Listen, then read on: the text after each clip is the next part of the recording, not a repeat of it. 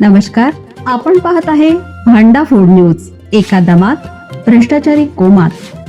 Social media, कर्जबाजारी, गुन्हेगारी, सट्टेबाजी, चोरी, मटका, जुगार, दारू, सावकारशाही, न्यायाच्या प्रतीक्षेत प्रशासन. भांडाफोड न्यूज. एका दमात भ्रष्टाचारी कोमात.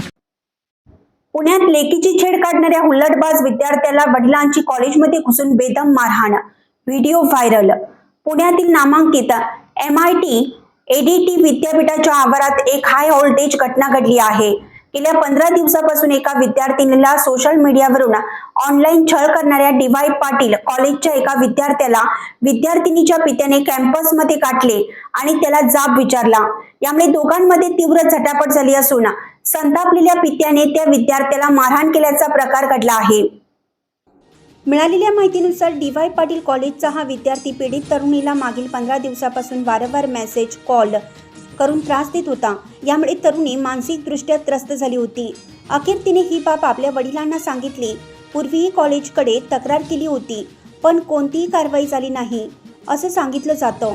घटनेच्या दिवशी विद्यार्थी MIT ADT कॅम्पसमध्ये आल्याचं कळताच तरुणीचे वडील थेट तेथे पोहोचले. त्यांनी विद्यार्थ्याला रंगेहात पकडून जाब विचारला. सुरुवातीला शाब्दिक वाद सुरू झाला. तो काही क्षणातच हातघाईवर गेला. मुलीच्या वडिलांनी विद्यार्थ्याला चोप दिल्याचं साक्षीदारांनी सांगितलं. कॅम्पसमध्ये उपस्थित असलेल्या इतर विद्यार्थ्यांनी हा प्रकार पाहिला, पण संतप्त पित्याला रोखण्याचं धाडस कुणी दाखवलं नाही. पित्याने तरुणाला मुलीला पुन्हा त्रास दिलास तर गंभीर परिणाम भोगावे लागतील असा इशाराही दिला आहे. हा संपूर्ण प्रकार काही विद्यार्थ्यांनी मोबाईलमध्ये रेकॉर्ड केला असून व्हिडिओ सोशल मीडियावर व्हायरल झाला आहे. यामुळे पुण्यातील शैक्षणिक वर्तुळात जोरदार चर्चा सुरू झाली आहे.